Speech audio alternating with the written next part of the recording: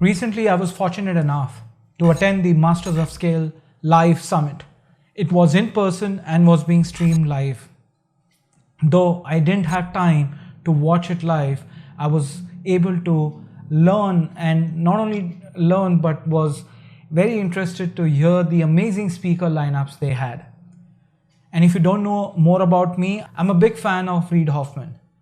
I've not only been following his podcast, which is Masters of Scale, for so many years, and candidly, that's been one of my best podcasts, a great learning platform, and I recommend to many folks that if you are thinking about starting your own company, if you want to know how to run a business, learn from the best, that's one of the podcasts I highly recommend. And it's not just about his podcast. I have read most of his books, like Masters of Scale, The Startup of You, and The Alliance. And last but not the least, The Blitzscaling. If you're interested, I'll put the links to the books in the description and you can check them out. And I would highly recommend you to read through them. But more importantly, learning and knowing about what Masters of Scale is all about, and I will not spoil the fun about the podcast. You should definitely go ahead and listen to them if you've not listened to any of the shows. But what I was expecting, that it's going to be a lot about the founders, it's going to be about the startup, it's about the startup in the new era, post-pandemic. Those were the themes I was expecting. However, I really got surprised where the focus was all about humanity, community, and more about individuals and their perseverance over the so many years. And it's more, what really caught me off guard, or what really, kind of got me excited, I would use the word, is, the topics like focus on how to lead in the age of burnout, how to keep humans at the center. Your theory of business is your theory of the human nature. How do you keep community at the center, the great evolution, more focus on the human capital, and many more such topics. If you do get a chance, I would highly recommend you to watch the entire streaming because there is wealth of knowledge. However, what I've done is I have taken some time out and I have put down certain thoughts or quotes, or I would say ideas, which I was able to gather from the entire streaming series, and I'm here to share with you. The first one, which was mentioned by Satya Nadella, which really hits home for me personally because I'm in the technology industry.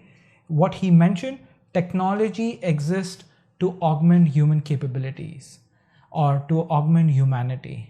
That's so profound if you go deeper into it. Today, yes, there is a lot of conversation about AI. There is a lot of conversation about how AI can be disruptive or technology is taking humans away from humans. But his perspective about technology exists to augment humanity, that's so profound, and I strongly believe in it, and it is very well said by Satya. The second piece in his same conversation, what Satya really brought out in the focus around this entire hybrid work environment is, in future and in current needs, as hybrid work continues to exist and evolve, there will be more focus on output and productivity rather than task. Many of us today focus on task and getting work done through task management and task enablement, but we forget the outputs and we forget the productivity and enabling and enhancing our productivity. And that piece is going to change and is already changing for many companies. I can tell you today, my focus is not about how do I build a huge task list, but how I focus on the output and how do I focus on my productivity and not focus on task. The second piece, which I would say, again, a big fanboy moment for me, was one of the great mentors and the content writer which I have leveraged or I have learned a lot from is Keith Ferrazzi. His book, Never Eat Alone, I would highly recommend. And if you've not read that, I would put the link in the description. And he was there on the show and his conversation was really amazing.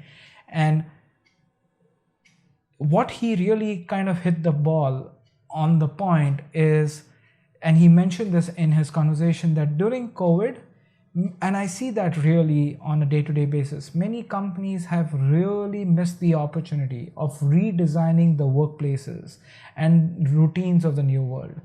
And I see that, I have experienced this personally with many corporates which I work, who are my customers. They've really missed the mark on how do they rethink about the workplace, how do they rethink about to bring people together and really treat them as community and not as your employees. And it continues to exist. And Keith's point and that perspective was so accurate that I would say it's my money on the table on that particular perspective. The third point which Satya mentioned in his conversation, which was also very interesting, is the leaders are defined by the optimism and the ability to bring energy to the company. Today, leaders are not just looked upon as taskmasters who can get tasks done or who can get work done or who can motivate employees. Definitely motivation is a big piece, but individual leaders have to start thinking about how do they bring that energy, how do they bring that sense of optimism within the company to drive the entire company strategy forward.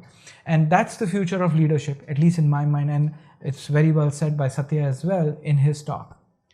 The other great leader was Shefali Sabari. I don't know if I'm pronouncing her last name right, but Shefali had a very interesting conversation, and she focused on topics, again, which are very near and dear to me as well, which is around mental health, addiction, and how, when you think about training and when you focus on recovery, what are those areas? And there are three things which really stuck to me, and I've made personal notes about it. And it kind of relates to the earlier point about leadership, where Shefali spoke about how leaders have an addiction to more, which is either power, praise, and profit, and misinterpret winning in business with success in life. If you want, I can repeat it again. Leaders have an addiction to more, which is power, praise, and profit, and misinterpret winning in business with success in life. If you really go double click in it, today many of us as leaders are focusing on how can I get better power or more power, how can I get more praises, how can I drive more profit either in my own company or for the company I work with, and less focus on our life, less focus on the overall success in our life, which is either spending time with near and dear ones, either ensuring that you take out time for your passion or for things which you would want to do, or practice mindfulness. We forget all of that, and work really takes us away from all of these areas. And Shefali hits the ball on the point where she talks about, how, meaning it's a subtle message where leaders really need to start thinking about how you really drive the strategy forward of bringing the entire holistic approach. If you really want to measure success, you bring in a holistic measure or a scale of success rather than just looking at power, profits, and praise. The second thing which he spoke of, in business, as in sports, recovery is as important as training. When we are all working, when we are all getting our work done, and we are running a company, or we are running a team, or we are part of a team, we are just go. In fact, I did a video, I'll put a link up here, where I talk about you need to take breaks to re-energize your batteries. And, she's so bang on when she says that, right? Recovery is important. You can't just go. You need to take breaks. You need to take that holidays which you are eligible for, whether you are a leader or whether you are an individual working for a company. And in fact, leaders should set a benchmark that they need to take breaks so that they can let their employees take break as well. And the third thing which Shefali spoke on, which was an interesting stat and kind of blew my mind, is 72% of founders, CEOs have mental health issues, according to UC Berkeley. Wow, 72%.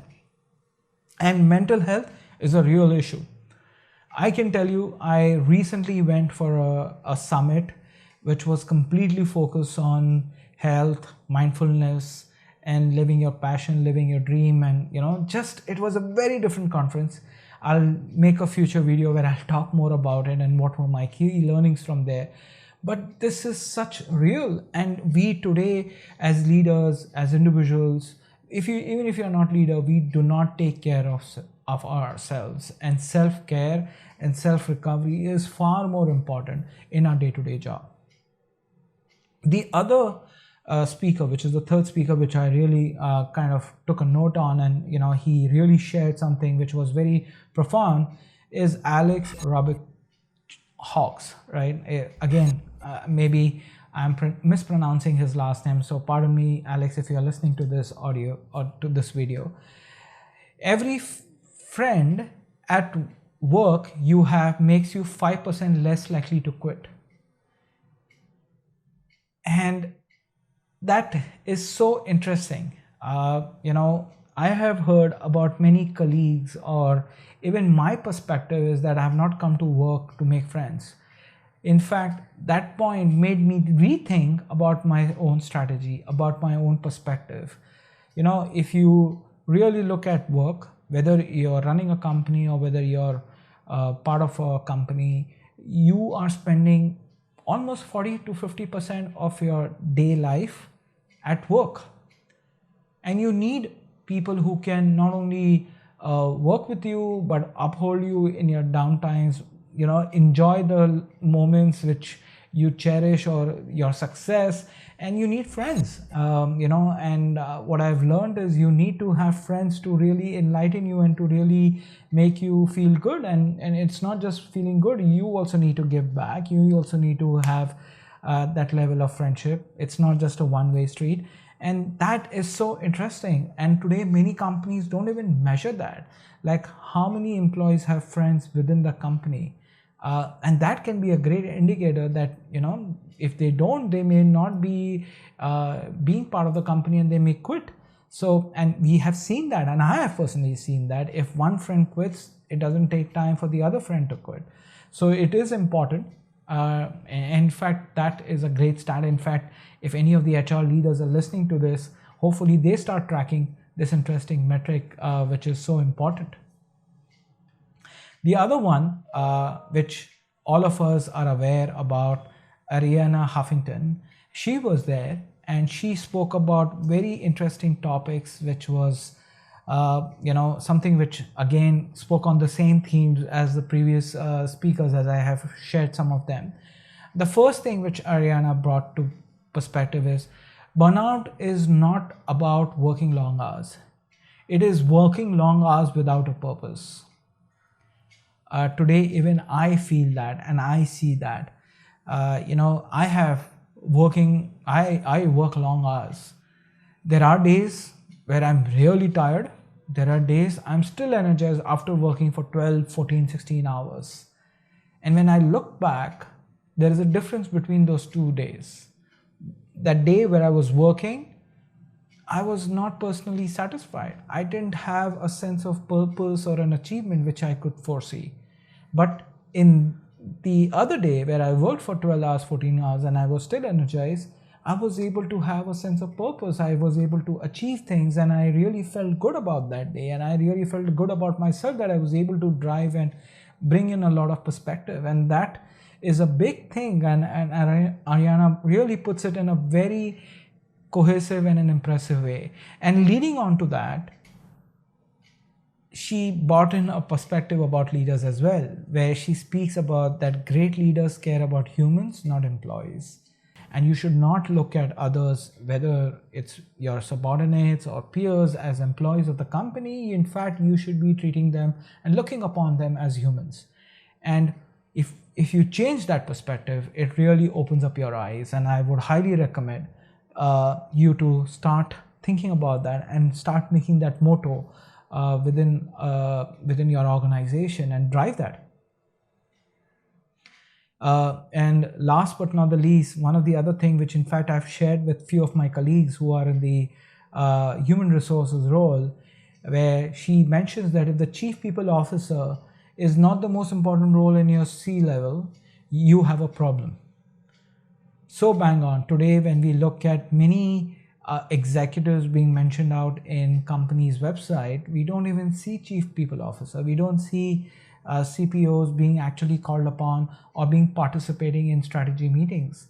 And it's better less said. If you don't, as a leader, if you're not thinking about a chief people officer within your own company, you seriously have a problem. And if that's not the most important role you have, you seriously have a problem within your company. Definitely, you had others also as part of the summit, and Eric Schmidt was also there, and he brought in a very interesting perspective, which kind of opened my eyes as well. And he mentioned that if you want to find 10 smartest people in the organization, you ask one of the smartest people in the organization and ask who are the other 10 whom he or she would recommend. And that is so interesting. And I'm sure in his past he's implemented that. And I'm going to actually try to find those 10 people in the company by asking that one smart person I know, within the current company I work. There were others who were also there, like Tyra Banks. Again, she's been there on the show of Masters of Scale, and I really enjoyed that particular episode. And she kind of, Tyra, in her episode of Masters of Scale, she has actually spoken about her journey and how she, as a model, how she has now become an entrepreneur, and how that journey and how the transformation has really happened. But in this specific summit, she spoke about a very interesting topic about success and how do you measure success. And in there, she mentioned a quote which was very interesting. Success to her meant getting featured in all the fashion magazine, and not just get covered, but on the cover page of all the fashion magazine. But now for her, success is basically wearing flats.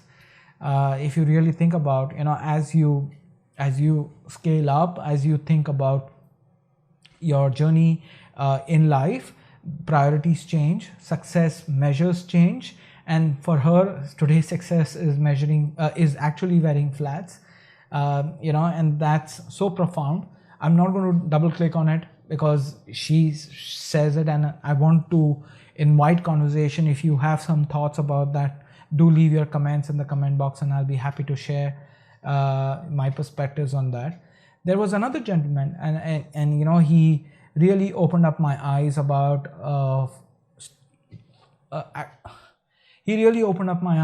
funding and how do you think about as an entrepreneur. And what he mentioned is, because I'm Black, living in Atlanta, not in Silicon Valley, and I've failed as an entrepreneur, I know I wouldn't be able to count on outside money. So he decided to follow his only option, which is bootstrapping his business. And when he did that, he was able to drive about $100 million in sales. That was Top Avatona. Again, sorry if I'm mispronouncing his last name, but it's so profound. Today there are so many underserved communities. There are individuals who have had failures, and today VCs, private equity firms, or any of the investors would not look at those underserved communities or people who have had past failure to trust their money and their perspective. But there are ways to start your own company. If you believe the idea is great, you need to be a hustler. You really need to get down on driving those strategies forward. And I think Top's conversation and thoughts really hit the ball out of the park. I would highly recommend you to listen to that particular, I would say, talk if you get a chance to look at that entire streaming. And last but not the least, the favorite, actually, Reid Hoffman was also on the stage, and he shared a lot of perspectives across the entire summit. But there was one thing which was so very interesting, and it opened my eyes about social media, where he said that social media does best when they touch one of the 7 deadly sins. Now, there is a lot of conversation going on about various social media platforms, and there are a lot of sins being touched on a daily basis, and I will not double click or triple click on that. probably I'll do that in future videos. But he said it right. Today, why things are going viral, why platforms are becoming important, because they managed to touch one of the 7 deadly sins. There is a lot to share. I want to keep it at this high level. I don't want to spoil the fun of this entire summit. If you have any other learnings from this specific summit, if you've attended it, I would love to share notes with you. I would love to get your perspectives. But it was a great learning platform for me. And I would highly recommend you to subscribe if you get an option to subscribe and listen to all the recordings which they have on the platform. Thank you for your time, and I look forward to talking to you next week.